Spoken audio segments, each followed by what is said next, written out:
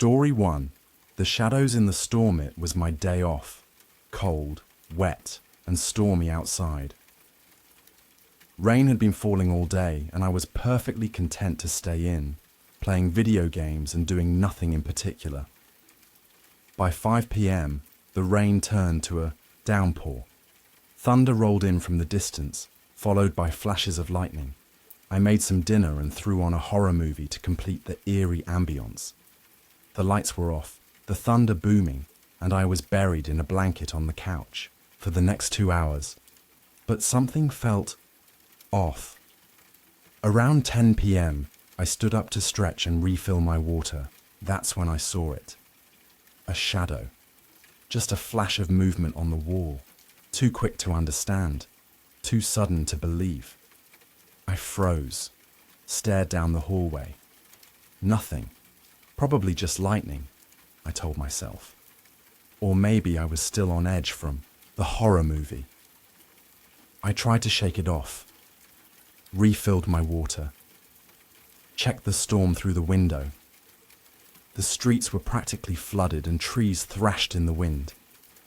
When I sat back down, I turned on YouTube to help myself wind down. But then it happened again. Another shadow, this time behind the TV. Something peeked out from the hallway just for a second and vanished. I spun around. Nothing. No one. But this time, I couldn't shake it off. I was wide awake now, heart pounding, trying to convince myself it was my imagination. Eventually, I decided to head to bed. I shut off the TV and went upstairs to take a hot shower, hoping it would help calm my nerves. The water steamed up the bathroom. 5 minutes in, thud. A bone-shaking crash echoed through the house. It was so violent, it vibrated through the floors. I instantly shut off the water. Not a single sound followed, just silence. Thick, deafening silence. I quickly got dressed and crept downstairs. As I entered the kitchen, my stomach dropped. The back door, it was swinging open, barely attached to the top hinge. Splinters of wood scattered the floor. The other 2 hinges were ripped clean out, like someone had exploded through the door. From the inside, not broken in, broken out. I ran upstairs and locked myself in the bathroom, dialing 911 with shaking hands. When the police arrived, they confirmed it. The door wasn't broken from the outside in. Someone had left, violently, from inside my house. Those shadows I saw, that wasn't lightning. That wasn't imagination. That was someone inside, watching me, moving when I wasn't looking.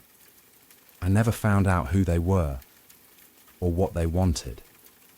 But I haven't slept the same since. Story 2. The window was unlocked. It was winter. Snow was falling so hard. I barely left the house all week. I was working hybrid. Sometimes from home, sometimes from the office. This week, I stayed home. Every day was the same. Wake up, make coffee, sit at my little bedroom desk, and work. The snowstorm raged outside, wind howling non-stop.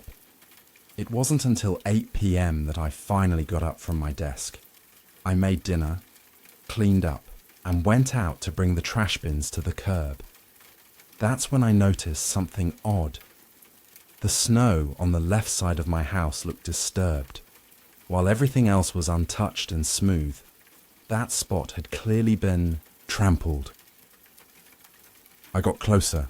Shoe prints. A trail leading right up the side of my house, stopping just beneath my bedroom window. The same window I sat beside all day, working. I had the blinds shut, but they weren't solid. Someone could have easily watched me through the gaps. I tried to shrug it off. No one was there now. The snow would cover everything soon, I figured. I went to bed around 11.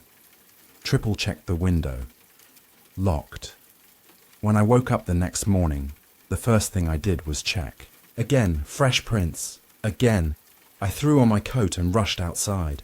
The shoe prints were in the exact same place, right beneath my bedroom window. No other tracks in the snow. Nothing around the house. But when I looked down at the latch, it was unlocked. I triple-checked it the night before. I was sure of it. I never touched it since. That's when it hit me. They were here. They came back. And this time, they unlocked the window. Did they get inside? Terrified, I crept down the hallway. Got my keys. Ran to the car. I called the police and waited in the driveway, snow piling up around me. About 10 minutes later, a cop arrived. He went inside to check. But as I waited, he didn't come back. Until finally, he stepped out, dragging a man in, handcuffs, both of them bloodied from a struggle. The man had been hiding in my hallway closet, waiting. The officer said the guy jumped him, fought to stay hidden. He was in his 40s, covered in blood, and had that look, the kind that makes your skin crawl. There's no telling what he had planned, but whatever it was, I'm just glad he didn't finish it. Story 3, Wrong House. It was spring break, and I was visiting my parents. Rather than stay at their place, I booked a cheap Airbnb nearby. The drive took 2 days. I arrived just after sunset. The neighborhood felt strange, too quiet. No streetlights, no people, no cars. My Airbnb was the only house with its lights on. I unpacked, ate some snacks, and turned on a movie in the bedroom. Around 9 p.m, I heard it, knocking, slow, repetitive. I checked my phone. No messages, no calls. Walked to the front door. The knocking continued non-stop. I opened it. A man in a black beanie and red flannel stood there. He looked confused, then awkwardly smiled and walked away. Did he have the wrong house? I wasn't sure. But the next night, it happened again. Same knocking. Same time. Same man. This time I cracked the door and asked him what he wanted. He stared at me, hollow, blank, then said, "No," turned around and walked off. The whole thing made my skin crawl. That night, I left the bedroom door open, just in case. Later, I woke up, pitch black, total silence. But I could hear something, a whisper, knocking, loud and violent. I got up, crept to the hallway. As I reached the end, I saw him, the man in the flannel. But behind him, more shadows. People. They were hiding, waiting. I turned to grab my phone and locked eyes with another man staring at me through the back window. I ran to the bedroom, dialed 911 as I heard dozens of footsteps sprinting around the house. Windows rattled. Doors were pulled. They were trying to get in.